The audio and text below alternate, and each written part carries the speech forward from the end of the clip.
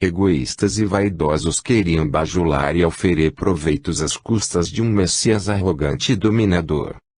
Chico tem o mesmo estilo de ser de todos os espíritos que já adquiriram a noção das próprias deficiências morais e perdoam as fragilidades alheias. Não pecar é impossível para os seres imperfeitos. Pecar menos, sim, é possível e, na verdade, trata-se de um dever moral, que a consciência de cada um exige. Esta afirmação não contraria a fala de Jesus, mas sim retratá-la em sua realidade, pois toda interpretação ao pé da letra pode levar à confusão, ao invés de esclarecer. Não foi o próprio Divino Mestre que afirmou: a letra mata e o espírito vivifica. Se pecarmos mais do que nossa consciência admite segundo nosso grau evolutivo, ela nos cobrará de variadas formas, que vão do simples mal-estar interno até os sofrimentos mais atrozes. Há muitos homens e mulheres que desencarnam aclamados pelos seus amigos e admiradores como se fossem como heróis e santos e, no mundo espiritual, se deparam com a voz silenciosa da consciência lhes apontando os equívocos, que produzem lágrimas ardentes e um arrependimento muitas vezes sanável apenas a longo ou longuíssimo prazo. Quem, por exemplo, conseguirá saber em que época exatamente Judas Iscariote, Emanuel e outros se libertaram do aguilhão do arrependimento por não terem compreendido Jesus num primeiro momento? Sufocar a voz inarticulada da consciência é impossível, pois ela é Deus dentro de cada um. O sentido espiritual de pecado é muito amplo, ou seja, abrange uma gama enorme de itens, cujo número é incalculável, pois não se submete a classificações humanas, principalmente de encarnados, mas nossa consciência identifica e analisa cada um dos nossos pensamentos, sentimentos e ações. O número de pecados corresponde a cada pensamento, sentimento ou atitude que contrariem o que há de luz no fundo da nossa consciência. Por isso, somente Deus, que enxerga dentro de nós, pois ali também Ele está, tem o poder e o alcance de julgar cada um desses itens, ou seja, identificar em que estágio evolutivo cada um se encontra. Não pequeis é uma expressão digna de reflexão, a fim de não haver cobrança autodestrutiva nem relapsia complacente, a justa medida é da vontade sincera de acertar. Cabe aqui uma reflexão, objeto de um texto intitulado O que é serenidade? Chico Xavier afirmou no mundo espiritual: serenidade é estar em paz com seus pontos de vista. João, no seu Evangelho, informou, em outras palavras, que, de todos os espíritos ligados à Terra, o único que está com Deus é Jesus, que é o Verbo, ou seja, aquele que transmite aos seres terrenos a verdade, que provém de Deus.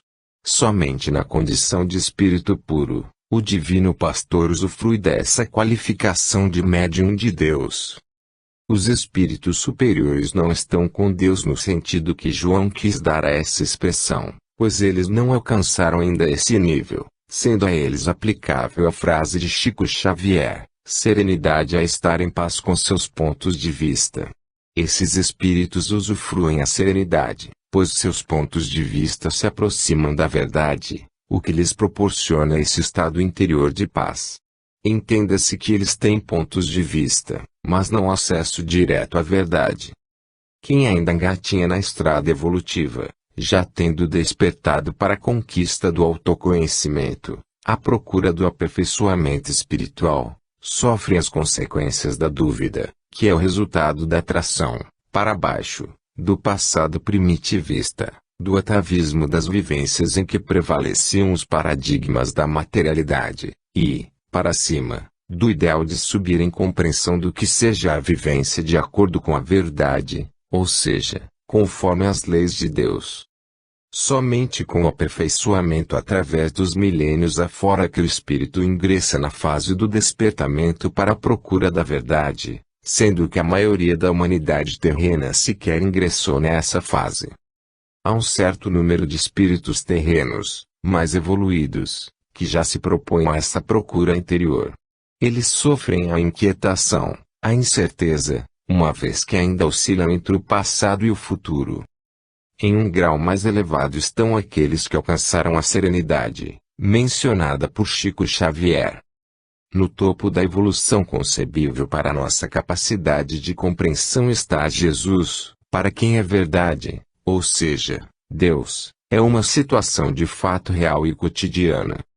Alcançar a referida serenidade é uma meta, resultado do aperfeiçoamento espiritual. Pode-se indagar, como fazer para chegar-se a esse ponto? A resposta é, pelo merecimento, que a consciência de cada um aponta. Ninguém tem condições de avaliar o outrem, pois cada um é julgado por si mesmo, ou seja, pela própria consciência, que é a voz de Deus dentro de cada espírito.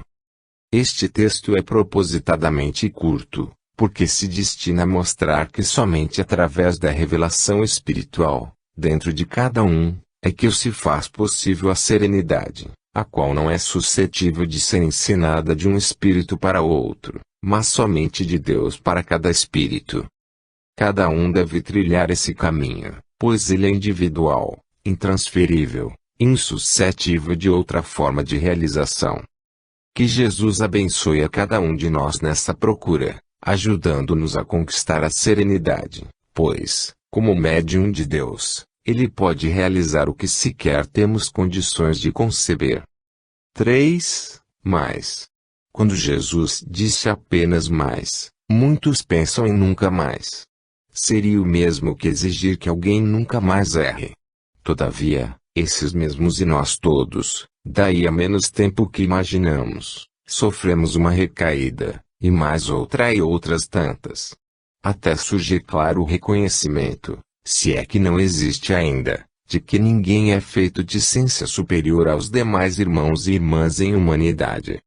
Cada erro é uma prova clara da nossa imperfeição e que deve nos levar à reflexão de que somos falíveis, frágeis e que somente tendo compaixão pelos outros suavizaremos nossos próprios arrependimentos. Quem se deixa dominar pelo orgulho e se acredita superior aos demais está sujeito a quedas espetaculares, maiores que as dos demais. Por isso Jesus afirmou, quem se humilhar será exaltado e quem se exaltar será humilhado.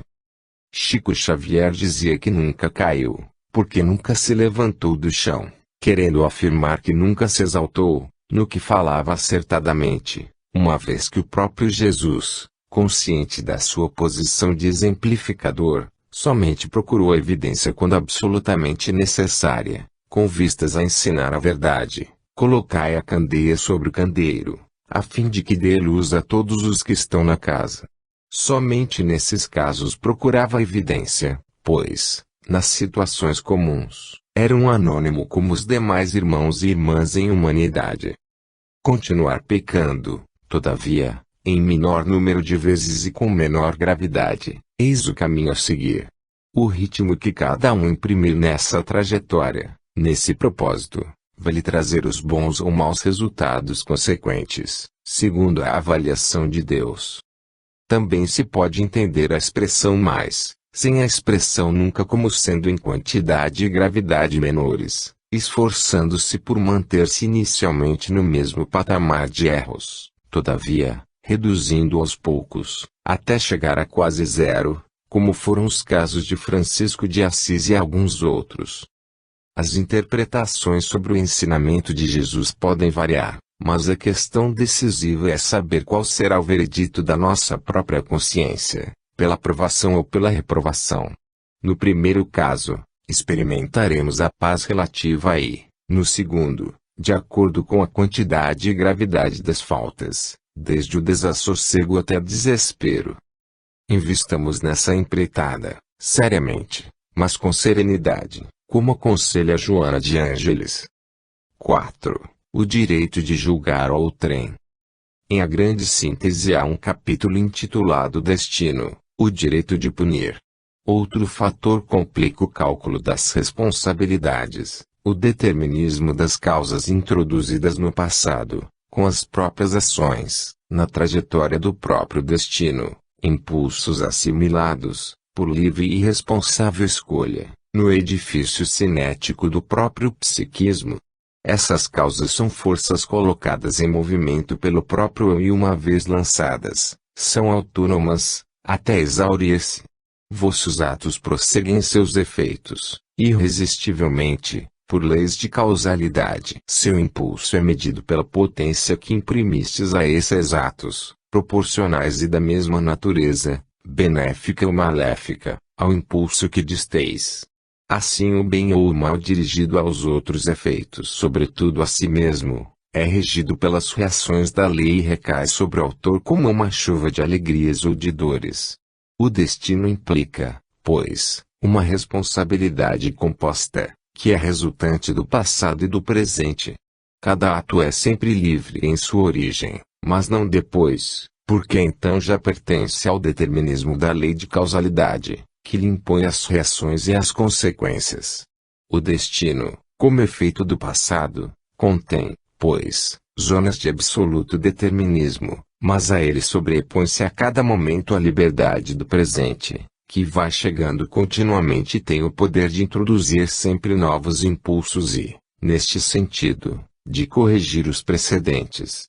O impulso do destino pode comparar-se à inércia de uma massa lançada, que tende a prosseguir na direção iniciada, mas, no entanto, pode sofrer atrações e desvios colaterais. Esse impulso pode ser corrigido. Determinismo e liberdade, dessa maneira, contrabalançam-se, e o caminho é a resultante dada pela inércia do passado e pela constante ação corretora do presente. Nesses equilíbrios íntimos de forças reside o cálculo das responsabilidades. O presente pode corrigir o passado, numa vida de redenção, pode somar-se a ele nas estradas do bem, tanto quanto nas do mal. Diante do determinismo da lei, que impõe a cada causa seu efeito, está o poder do livre-arbítrio, de corrigir a trajetória dos efeitos com a introdução de novos impulsos. Destino não é fatalismo, não é cega necessidade, determinismo, inevitabilidade. É a base de criações ou destruições contínuas. O que a cada momento está em ação no destino é resultante de todas essas forças.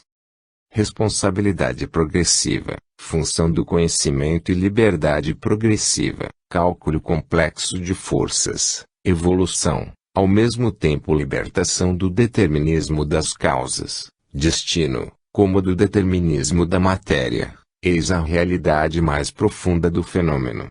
Uma ética racional tornada ciência exata, que não seja a mera arma de defesa, deve levar em conta todos esses fatores complexos, deve saber pesar essas forças e calcular-lhes a resultante, deve saber avaliar as motivações, reconstruir na personalidade seu passado biológico e orientar-se na vasta rede de causas e efeitos, de impulsos e contra-impulsos, que constituem o destino e sua correção. Para cada indivíduo o ponto de partida é muito diferente e não há maior absurdo, num mundo de substanciais desigualdades, que uma lei humana posteriori, externa, igual para todos. Esta poderá satisfazer a funções sociais defensivas, mas não pode chamar-se justiça. Somente esta pode, pelas sanções morais e penais, constituir a base do direito de punir. Isto está estritamente vinculado ao cálculo das responsabilidades, sem o qual não pode ser estabelecido. Tendo-se estabilizado por meio da força, como todos os direitos, na origem mera reação e necessidade de defesa transforma-se, por evolução, da fase de vingança pessoal à fase de proteção coletiva. A normalização jurídica da força, como no mais amplo processo da evolução da força em direito, a legalização da defesa dirige-se à conservação de um grupo sempre mais extenso, à proporção que surgem unidades coletivas cada vez mais vastas, do indivíduo à família, à classe, à nação, à humanidade.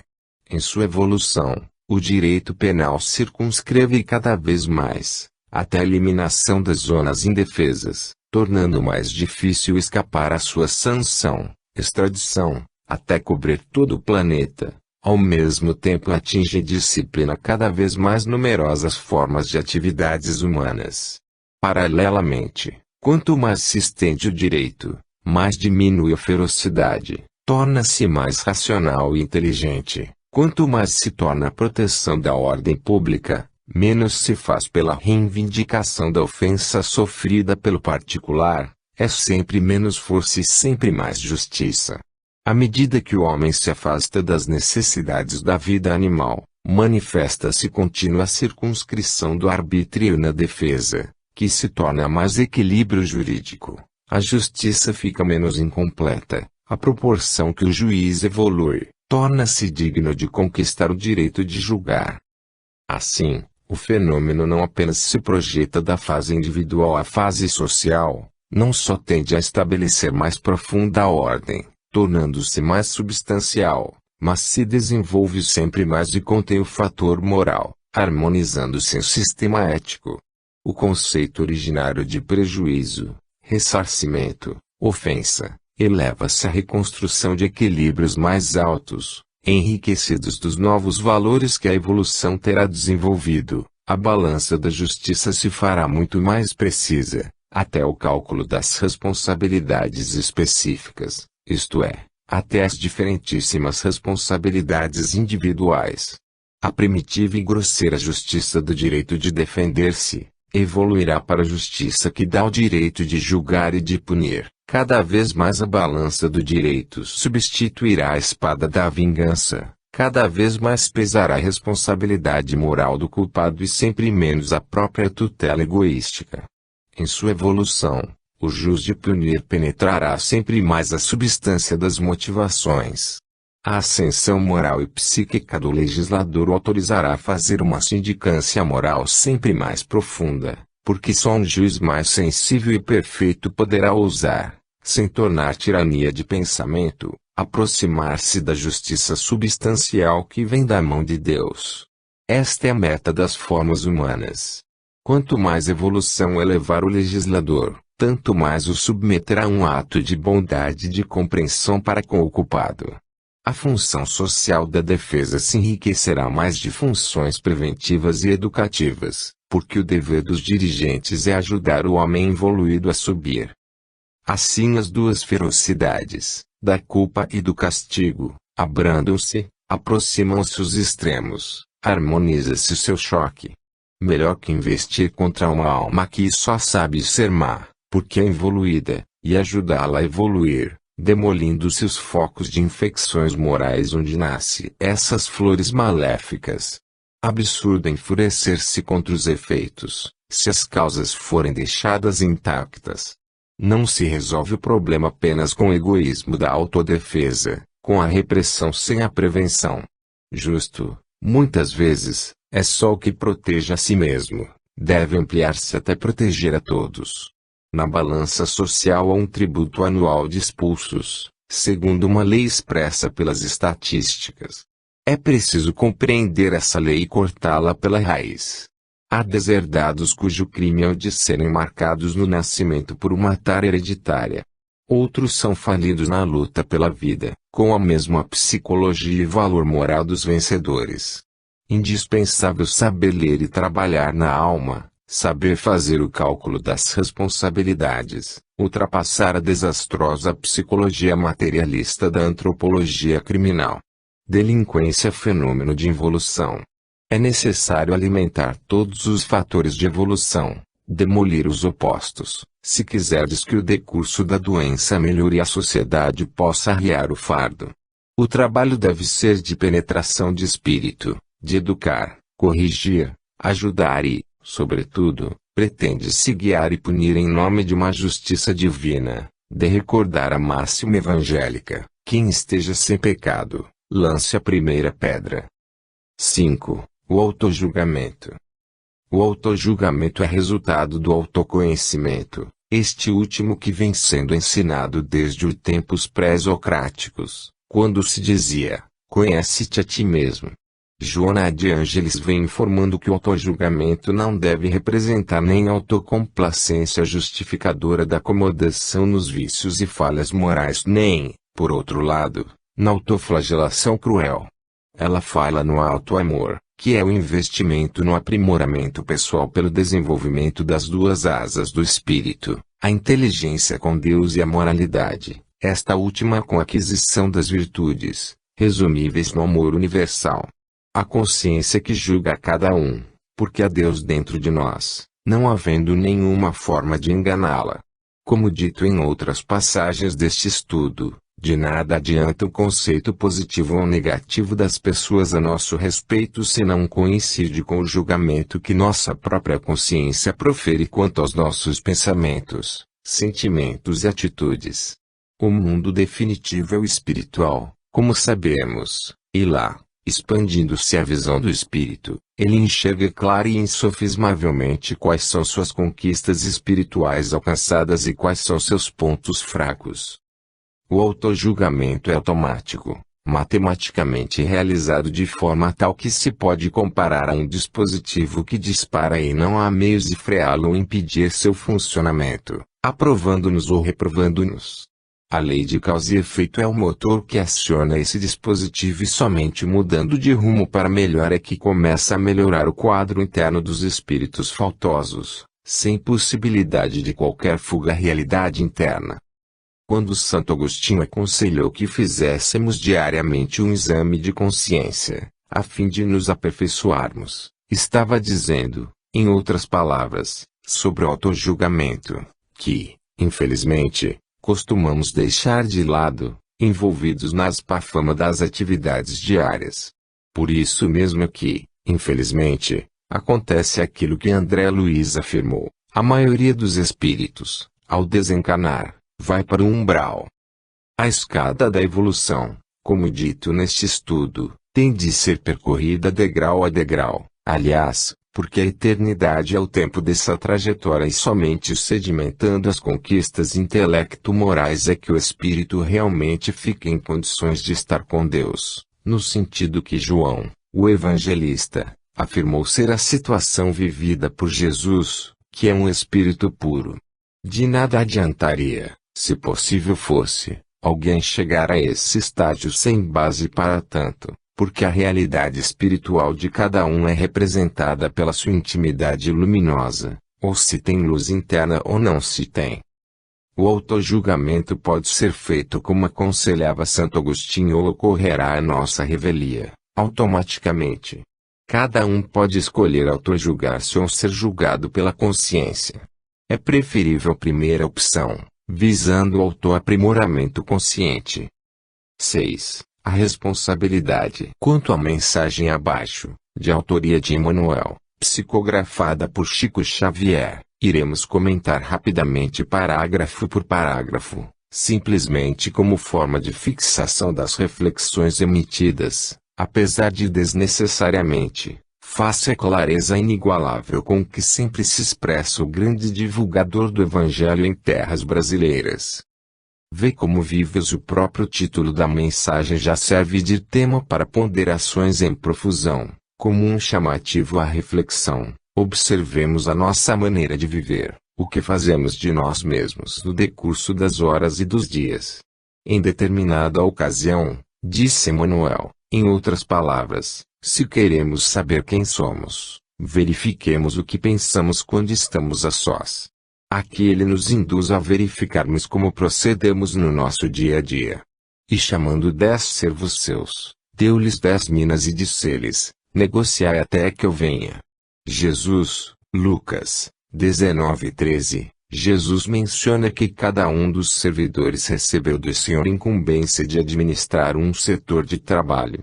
É interessante notar que não diferenciou entre chefes e subordinados, intelectuais e trabalhadores braçais etc., nivelando todos por cima, quando disse que cada um recebeu uma mina para trabalhar. Na verdade, a questão da hierarquia e prestígio de cada função é apenas relativa, pois a qualidade com que o trabalho é desempenhado é que dá o prestígio e não a função em si. Isso na avaliação de Deus, diferentemente da realidade terrena, em que ocorre praticamente a inversão de valores, sendo destacados, muitas vezes, os astutos em detrimento dos honestos e competentes. Com a precisa madureza do raciocínio, compreenderá o homem que toda sua existência é um grande conjunto de negócios espirituais e que a vida, em si, não passa de ato religioso permanente, com vistas aos deveres divinos que nos prendem a Deus. Emmanuel afirma que a existência de cada um, quer no mundo material, quer no mundo espiritual, é um grande conjunto de negócios espirituais, apesar de, muitas vezes, querermos separar um tempo para o mundo e outro para Deus. Aduz, também, sabiamente, que a vida não passa de ato religioso permanente, ou seja, todos os nossos momentos têm a ver com as leis divinas, quer estejamos a sós, quer em presença de outros seres da criação. Aliás, na verdade, ninguém está sozinho, pois o contato mental entre os seres é permanente, cada um emitindo e captando emanações psíquicas com aqueles que sintonizam na mesma frequência. Assim, influenciamos e somos influenciados permanentemente. Por enquanto, o mundo apenas exige testemunhos de fé das pessoas indicadas por detentoras de mandato essencialmente religioso. Por um atavismo mantido por culpa dos próprios religiosos, que, desde o passado mais remoto, têm procurado manter poderes sobre as demais pessoas, perdura o quadro de comodismo da maioria, que delega a solução dos seus problemas espirituais a esses religiosos de plantão, assim deixando de assumir suas próprias responsabilidades quanto ao seu crescimento espiritual. Emmanuel não aborda, nesta mensagem, a questão da culpa dos próprios religiosos pela exploração da credulidade de muitos crentes, mas a verdade é que, infelizmente, essa é uma das formas encontradas por alguns para exercer poder sobre as massas, muitas vezes vivendo até da exploração financeira da sua credulidade. Por isso, a doutrina espírita faz questão de alertar que deve-se dar de graça o que de graça recebemos. O limite entre o lícito e o ilícito nesse aspecto fica por conta da consciência de cada um. Os católicos romanos rodeiam de exigências os sacerdotes, desvirtuando-lhes o apostolado. Os protestantes, na maioria, atribuem aos ministros evangélicos as obrigações mais completas do culto. Os espiritistas reclamam de doutrinadores e médiuns as supremas demonstrações de caridade e pureza, como se a luz e a verdade da nova revelação pudessem constituir exclusivo patrimônio de alguns cérebros falíveis.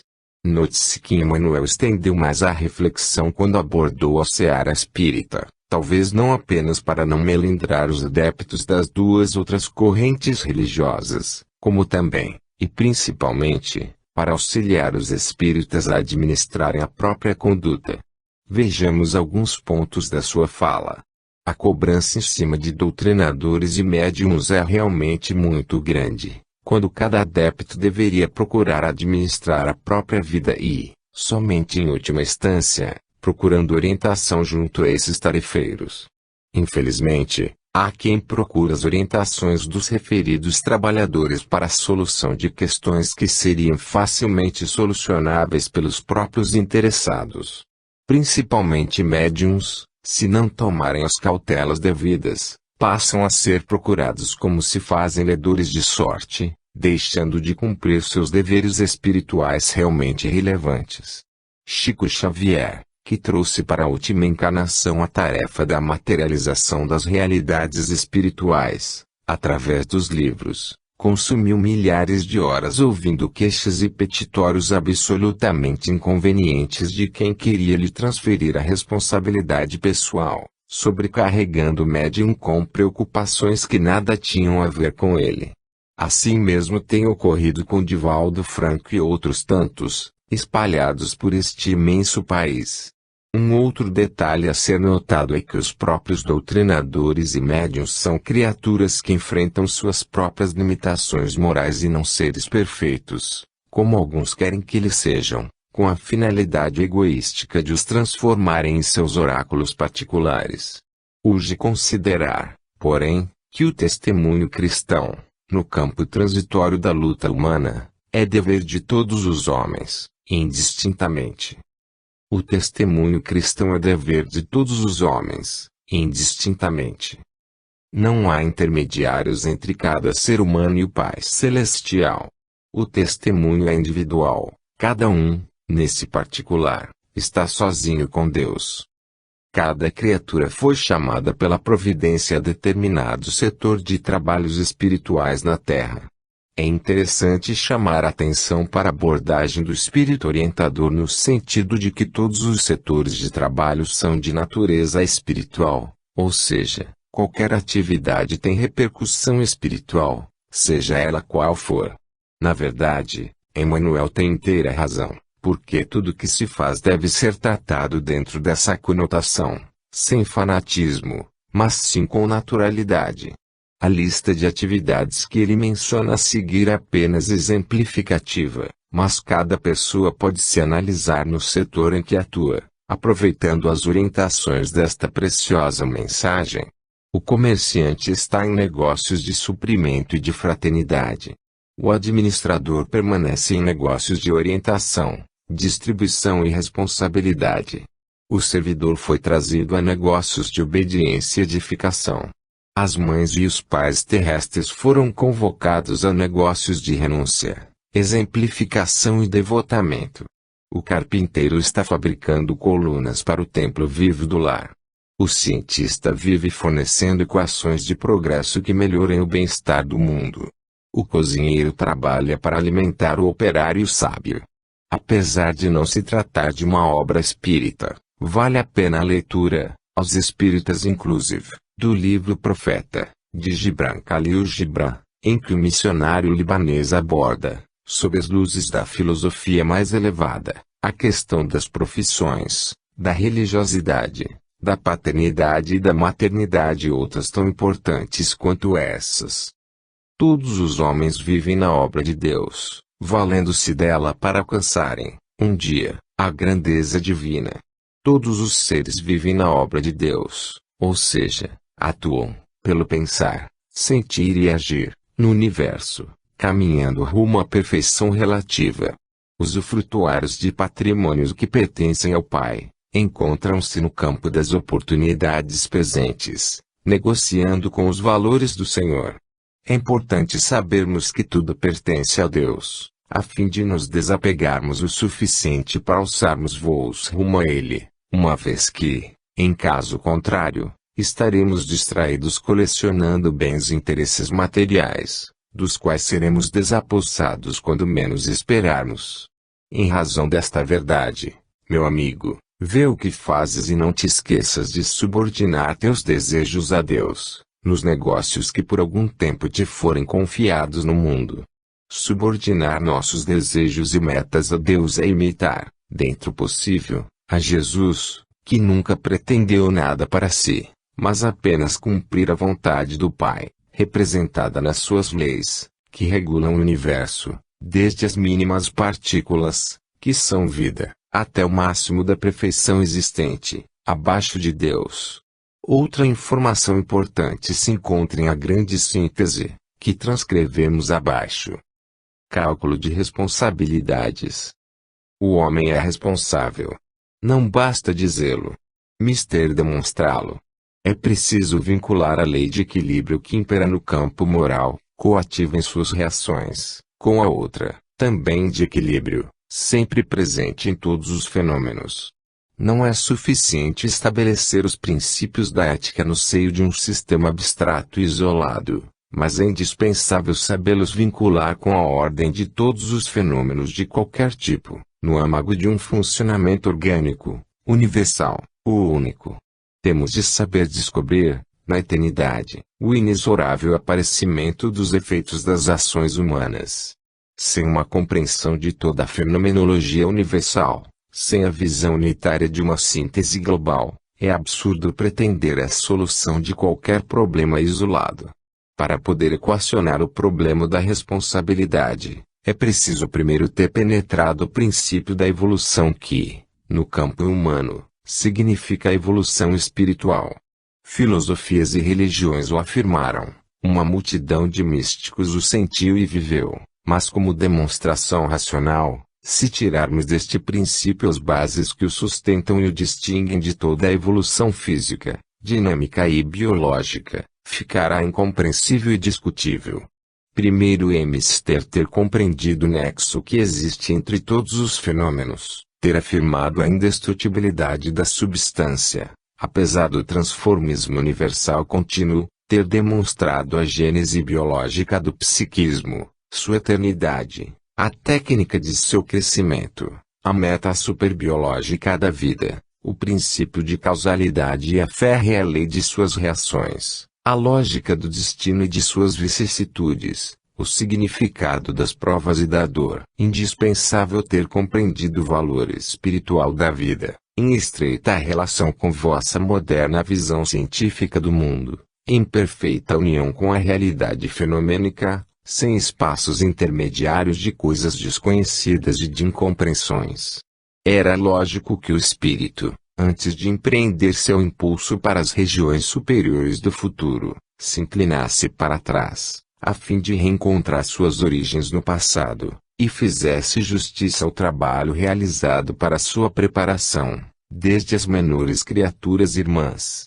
Só agora, que está completa a nossa viagem através dos mundos inferiores da matéria e da energia, é compreensível este último mundo das ascensões espirituais do homem. Os fenômenos da ascensão moral, em todos os níveis, que culminam no misticismo do santo, super-homem antecipado nos mais altos graus da evolução, podem reduzir-se em termos científicos, por tudo o que dissemos na teoria dos movimentos vorticosos, aquele fenômeno de assimilação cinética, que vimos ter sido a base da formação e do desenvolvimento do psiquismo. Para quem compreendeu a técnica da evolução psíquica, o fenômeno da ascensão espiritual é simples, está logicamente colocado como continuação da evolução das formas inferiores. Em termos científicos, aquele fenômeno significa introduzir nas íntimas trajetórias dos movimentos vorticosos, de que é constituído o psiquismo humano, na fase alfa, novos impulsos provenientes de fora, o mundo da vida e das provas, para que sejam fundidos no âmbito daquelas forças e modifiquem aquelas trajetórias. Trata-se de enxertar no metabolismo do espírito, sempre escancarado para fora, ambiente, os elementos da química sutil do psiquismo. Praticamente vós os conheceis e os chamais pensamentos e obras de bem ou de mal. Escapa-vos hoje o cálculo dessa química imponderável, mas um dia penetrareis na constituição vorticosa do psiquismo, pesareis seus impulsos sutis e, tendo colocado em termos exatos o conhecimento das forças internas e externas, compreendereis que é possível um cálculo das forças constitutivas e modificadoras do edifício cinético da personalidade humana.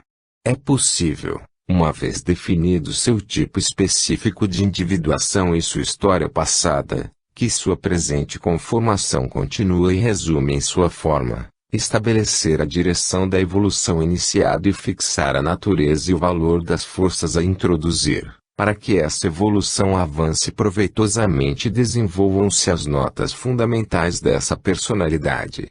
Enquanto hoje esses fenômenos ocorrem por tentativas, isto significará assumir a direção dos fenômenos biológicos no campo mais decisivo, o da formação da personalidade. Sendo indispensável evoluir, a essa formação de consciência é irresistível o trabalho da vida individual e coletiva. E que enorme economia de energia isso significará saber realizá-lo. Se a humanidade tende biologicamente, como vimos, a criar um tipo de super-homem, vosso trabalho presente é buscar essa meta. A vida contém e pode produzir valores eternos. Sua finalidade é enriquecer-se deles cada vez mais. A vida tem um objetivo e vós, depois de haverdes aprendido a produzir e entesourar nas formas caducas da terra, tereis de aprender agora para saber produzir e entesourar na substância, na eternidade. Para educar, é indispensável repetir, a fim de que certos conceitos mais elevados se assimilem e imprimam no íntimo turbilhão do psiquismo. Este é o objetivo da vida, esta é a função mais alta, pela qual se mede o valor daquela central dinamo psíquica do organismo social, o Estado moderno. Para o espírito ardente de fé, que ciente por intuição essas verdades. É duro ter de falar assim, nos termos de uma moral científica exata, mas isto me é imposto por vosso nível, ainda não intuitivo, mas apenas racional. O cálculo da responsabilidade moral é possível, quando se conhece o fenômeno da evolução psíquica. Se isto é dado pelo cálculo dos impulsos íntimos em relação aos ambientes e ainda as resultantes de suas combinações, esse é um cálculo de reações. Tudo isto é apenas um momento da análise mais ampla, que pesquisa a linha das reencarnações e desenvolvimento lógico do destino. Falo de desenvolvimento lógico porque, reconstruído o passado, vereis que ele, pelo princípio universal de causalidade, pesa, como uma força, no estado presente e no futuro, fazendo da personalidade uma massa com trajetória própria. Essa, por inércia, tende a manter-se constante, apesar de a vontade e a liberdade individual poderem lutar para modificá-la. Na evolução, que é a desmaterialização da substância em busca de formas psíquicas, a personalidade transforma seu peso específico, coloca-se, por natural lei de equilíbrio, em determinada altura, seu ambiente natural, ao qual sempre volta espontaneamente. Também este é um cálculo de forças que se tem de levar em conta no cálculo das responsabilidades. Quantas coisas teria de considerar o presumível direito social de punir-se, apenas, ao invés de ser mera medida de defesa individual ou de classe, quisesse ser princípio de justiça. Aliás, prêmios e castigos substanciais não são os que os homens distribuem, exterioridades que não correspondem à substância, mas aqueles que, embora por meio deles, a lei impõe, em sua sabedoria, acima das leis humanas, baseada em equilíbrios aos quais, compreendendo-os ou não, todos obedecem, juízes e réus, dirigentes e dependentes, por ação de um comando ao qual não é possível escapar. Os homens vivem misturados, juntos, mas suas leis não se misturam, o que esmaga mortalmente um indivíduo, para outro pode ser incompreensível, porque nunca o experimentou. Todos são vizinhos e irmãos, no entanto, diante da concatenação das próprias obras e consequências, cada um está sozinho. Sozinho com sua responsabilidade e seu destino, tal como ele mesmo o quis. Os caminhos estão traçados e a ação humana exterior não os vê nem os modifica. Os valores substanciais não correspondem às categorias e posições sociais. Além da justiça humana aparente, existe outra justiça diferente, divina, substancial, invisível e tremenda, a qual não se escapa na eternidade. Esta não tem pressa, mas castiga inexoravelmente. No enredo dos destinos e dos objetivos de todos há uma linha individual, independente. Em qualquer ambiente se pode avançar ou retroceder na própria caminhada. Cada vida contém as provas necessárias e as melhores, mesmo que não sejam grandes nem espetaculares, mas sempre as mais adequadas e proporcionais. Vimos como ser, na evolução, ao subir da matéria ao espírito, passa também da lei da primeira, o determinismo, para a lei do segundo, a livre escolha. A ação é a resultante dos impulsos e da capacidade individual de reagir. A responsabilidade é relativa ao grau de evolução, porque age em função da maior ou menor extensão da zona de determinismo ou livre-arbítrio, que predomina na personalidade. Embora no mesmo ambiente, com os mesmos agentes psíquicos, o indivíduo reagirá de modo diferente. Sendo o ato mesmo, o valor e o significado dele são muito diversos, de acordo com os vários tipos humanos e por isso muito diferente será a responsabilidade. Responsabilidade relativa, estritamente vinculada ao nível evolutivo, ou seja, conhecimento e liberdade, proporcionalmente aos quais nascem os deveres e se restringe o campo do que é lícito.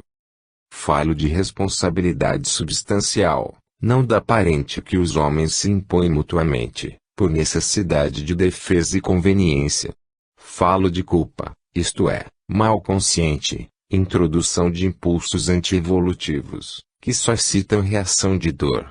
No campo humano, mal é involução, bem é ascensão, pois a grande lei é a evolução. Culpa é a violação dessa lei de progresso, é rebelião ao impulso que leva a Deus, a ordem, é qualquer ato de anarquia. Dor é o efeito da reação da lei violada, que se manifesta em sua vontade de reconstrução da ordem, que quer levar tudo a Deus, reação a que chamais punição. Quanto mais progredirdes, mais poderíeis cair, pela maior liberdade, se o estado mais adiantado de progresso não fosse protegido por um conhecimento proporcional. 7. O conhecimento da verdade.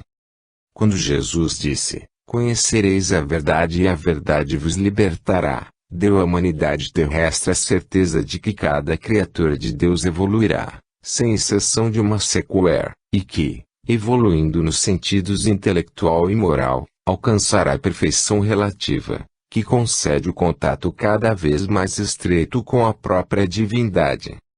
Analisemos por partes a consoladora revelação, destacando as expressões conhecer, verdade e libertação. Conhecer não representa apenas ter a informação racional, mas agir de acordo com as regras que vigoram no mundo moral. Quanto à verdade, Jesus resumiu as leis divinas em amar a Deus sobre todas as coisas e ao próximo como a si mesmo. Era o máximo que pôde revelar, devido ao precário nível intelecto-moral da humanidade daquele tempo. Praticando essas regras, consistentes em amar a Deus, reconhecermos-nos suas criaturas e cumprir suas leis, amar ao próximo, realizar tudo que estiver ao nosso alcance pelo seu progresso e felicidade, e amar a nós próprios, aperfeiçoarmos-nos intelectual e moralmente, estaremos avançando na estrada da evolução. Todavia, posteriormente, o Consolador prometido por ele, ou seja, a doutrina espírita, trouxe maiores esclarecimentos, quais sejam as leis de Deus compatíveis com o estágio mais avançado de inteligência e moralidade do século XIX, no caso as leis morais: 1. Adoração; 2. Trabalho; 3. Reprodução; 4. Conservação; 5. Destruição; 6. Sociedade; 7. Progresso; 8. Igualdade; 9. Liberdade; 10. Justiça, amor e caridade. O Livro dos Espíritos esclarece, no livro 3º, cada uma dessas leis, valendo a pena, apenas a título de curiosidade, chamar a atenção que 3 dessas leis correspondem exatamente aos ideais franceses de liberdade, igualdade e fraternidade, essa última expressão substituída pela caridade. A libertação é resultado da evolução, que nos desvincula da prevalência dos instintos e nos leva a atuar conforme os conhecimentos eticamente bem direcionados pela inteligência apurada. A afirmação de Jesus, que ora analisamos, deve ser conjugada com aquela outra: ninguém vai ao Pai a não ser por mim. Como sublime governador da terra, Jesus conhece cada uma das criaturas que aqui habita, desde os seres mais rudimentares até os seres humanos mais evoluídos, amando a todos e auxiliando seu progresso com toda a amplitude e profundidade do seu amor e da sua inteligência. Não se trata de um governante comum, que sequer conhece seus administrandos, mas sim da própria perfeição relativa do amor e da inteligência de Deus no comando da nossa coletividade terrestre. A verdade é revelada gradativamente, através de cada criatura, cada uma dentro das suas próprias especificidades e capacidade. Todavia, apenas os discípulos mais eminentes, ou seja, graduados pelas condições intelecto-morais, são encarregados de nos trazer as revelações mais avançadas. O próprio sublime governador veio pessoalmente revelar-se a nós, inspirando a certeza de que estará conosco até o final dos tempos, ou seja, enquanto estivermos sob seu comando amorável e seguro. Muitos missionários importantes são encarregados de nobres missões na revelação da verdade através da ciência, filosofia, religião e arte, mas, sem sua sintonia com o próprio Divino Mestre, ou seja, com as leis divinas, tornam-se meros afirmadores de si próprios, enxertando naquilo que pensam ser a verdade o lodo do orgulho, do egoísmo ou da vaidade. Conhecereis a verdade e a verdade vos libertará. 8. A verdade liberta. Como a verdade liberta? Compreendida a verdade como sendo Deus, ou, igualmente, as leis divinas, seu conhecimento nos liberta do primitivismo intelecto-moral, uma vez que, conhecendo, teremos necessariamente que mudar, para melhor, nossos pensamentos, sentimentos e ações. 9. O fato de errar deve conduzir-nos à humildade e à compaixão. Quando erramos, nossa imperfeição fica patenteada para nós próprios e para os outros. Se o orgulho e o egoísmo não nos cegam, passamos a constatar que devemos ser mais humildes e, ao mesmo tempo, relevar as imperfeições alheias. Por isso, como dito em outras passagens deste estudo, Chico Xavier era humilde e sentia acendrada compaixão pelos seus irmãos e irmãs em humanidade. A humildade não significa a subserviência, mas sim o reconhecimento da nossa posição de meras engrenagens na imensa máquina do mundo, onde cada peça é, ao mesmo tempo, importante, mas substituível. Os espíritos realmente evoluídos são humildes, pois reconhecem que há outros muito mais evoluídos que eles e verificam que os menos evoluídos também são importantes no contexto geral. O espírito Emmanuel se apresenta ajoelhado diante do nobre Ismael. Francisco Cândido Xavier sempre se reconheceu mero verme perto da personalidade amorosa de Jesus. E assim por diante. São exemplos de homens novos. Quando alguém se apresenta cheio de empáfia, já fica patenteado o homem velho, necessitado do encontro divino na sua particular estrada de Damasco. O homem novo não se preocupa em ser valorizado exteriormente, pois sabe que seus méritos ou deméritos são um assunto entre ele e Deus, através da própria consciência. O prestígio ou desprezo exteriores não alteram essa realidade. Quanto à compaixão, ninguém melhor do que o próprio Divino Mestre para explicá-la, no seu livro A Grande Síntese, do qual extraímos o seguinte excerto. Jamais vos perguntasteis o significado do contraste tão evidente entre a lei sem piedade da luta e a lei humana mais doce, da compaixão, bondade e altruísmo. O próprio animal conhece a compaixão, mas só para si e para seus filhos. Afora esses casos, a luta é feroz, sem exceções. O esforço da evolução se realiza mediante uma seleção implacável e o triunfo cabe, incondicionalmente, ao mais forte. No homem, os objetivos da seleção são alcançados por outros meios, pelo trabalho, pela inteligência, pelos sentimentos.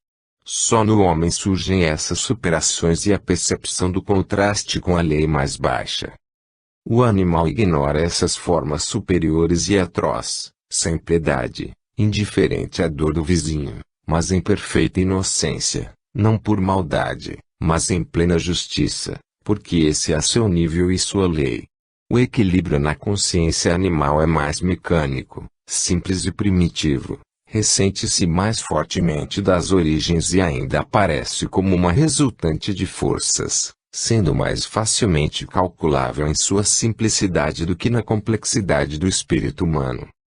Nas mesmas circunstâncias, o ser humano comporta-se com liberdade de escolha e independência pessoal, ignoradas no mundo animal, justamente porque em seu campo entram em função elementos desconhecidos nos níveis inferiores. Observar em que rede de forças e de princípios se movem as formas. Observar que imensas criações pode produzir um mero desenvolvimento de princípios.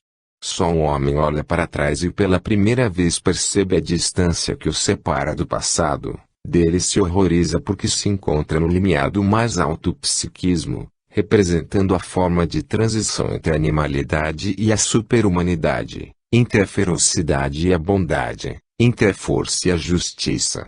Duas leis contíguas e, no entanto, profundamente diferentes.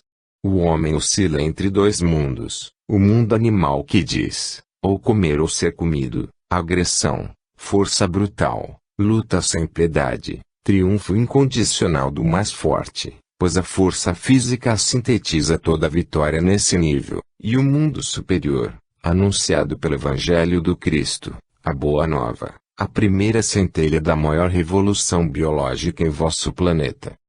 Em meu conceito, fenômeno psíquico e social é fenômeno biológico, porque sempre reconduzido à sua substância, lei da vida. Neste novo mundo, a força torna-se justiça. Somente o homem, finalmente amadurecido, pode compreender esta antecipação de realizações biológicas, reveladas pelo céu. Jamais, desde o aparecimento da vida até o homem, fora iniciada a mais profunda transformação, porque a vida animal é, apenas, uma vida vegetal mais acelerada e lhe conserva os princípios fundamentais. A lei do amor e do perdão constitui tamanha revolução substancial, que o animal não pode ficar excluído dela, diante de tão grande desenvolvimento dos princípios da vida, o ser inferior, em que tantas vezes o homem regride, para, como diante de muralha insuperável. Esses conceitos são verdadeiramente, nesse nível, um absurdo, uma impossibilidade, direi mais, são uma impotência biológica. Veremos como ocorre, por um sistema de reações naturais e de registros destas da consciência, por progressiva aproximação e disciplina da força desordenada, a transformação da lei do mais forte, na lei do mais justo, da lei desapiedada da seleção, na lei do amor. A lei do Evangelho não é um absurdo em vosso nível biológico, não é aquilo que, visto de níveis mais baixos, pode parecer fraqueza e falência. Nesta fase mais alta de evolução, o vencido da vida animal pode ser um vitorioso, porque outras forças, ignoradas naquela vida, são atraídas e postas em ação. Aparece o mundo moral, que supera, vence e reprime o mundo orgânico, arrastando e dominando em esferas superiores. Em qualquer caso, a inconcebível fraqueza da bondade, a deposição de todas as armas, base da luta pela vida, o altruísmo para qualquer ser, sobretudo para com o inimigo, transforma-se em novo princípio de convivência e de colaboração, a lei do homem que se eleva a outra unidade coletiva mais alta, que se organiza em nações, sociedades, humanidades. Os homens que praticam, não os que pregam, esses princípios, ainda são poucos incompreendidos. Mas aumentaram e só a eles pertence o futuro. Mais perfeita manifesta-se a lei à proporção que as unidades menores se diferenciam e se organizam em unidades mais amplas. Cabe ao homem transformar a natureza. Direi melhor, ele mesmo é a natureza e nele a natureza se transforma. Compete ao homem, mudando-se a si mesmo, realizar a transformação da lei biológica em seu planeta, realizar, fixando, nas formas psíquicas, estas criações superiores de evolução. Cabe ao homem o dever e a glória de responder ao grande apelo descido dos céus para o ser mais escolhido e para o produto mais elevado da vida terrestre, para que se cumpra o trabalho de transformar a natureza que ignora a compaixão, numa natureza movida por uma lei superior de amor, de fusão, de colaboração, de compreensão, de fraternidade. 10. O amor. Primeiramente, devemos reconhecer que foi Jesus, o sublime governador da terra, quem esclareceu melhor sobre o amor, o qual, para o nosso nível de compreensão, pode ser representado por uma árvore, a partir da qual se projetam 3 ramos, que são, o alto amor, amor a si próprio, o alo amor, amor ao próximo, e o amor a Deus. Quanto ao alto amor, devemos considerar que somos espíritos medianos, ou seja, ligados a um mundo de provas e expiações, criados por Deus há mais ou menos 2 bilhões de anos, como uma semente espiritual contendo todas as potencialidades, que nos fizeram evoluir através dos reinos inferiores da natureza até chegarmos ao que somos atualmente, aperfeiçoando-nos intelecto-moralmente rumo à categoria de espíritos puros, a qual pertencem Jesus e outros espíritos muito superiores a ele próprio. A expressão, vós sois deuses, Vós podeis fazer tudo o que eu faço e muito mais ainda, esclarece sobre a perfectibilidade de todos os seres. Esse progresso se faz através das reencarnações. Aqui todos os seres estão submetidos desde que saíram das mãos do Criador até se tornarem espíritos puros. Todavia, sempre seguindo adiante, pois não há para as criaturas a perfeição absoluta, esta que é apanágio somente do Pai. Os corpos que vamos ocupando são formados por seres inferiores a nós próprios,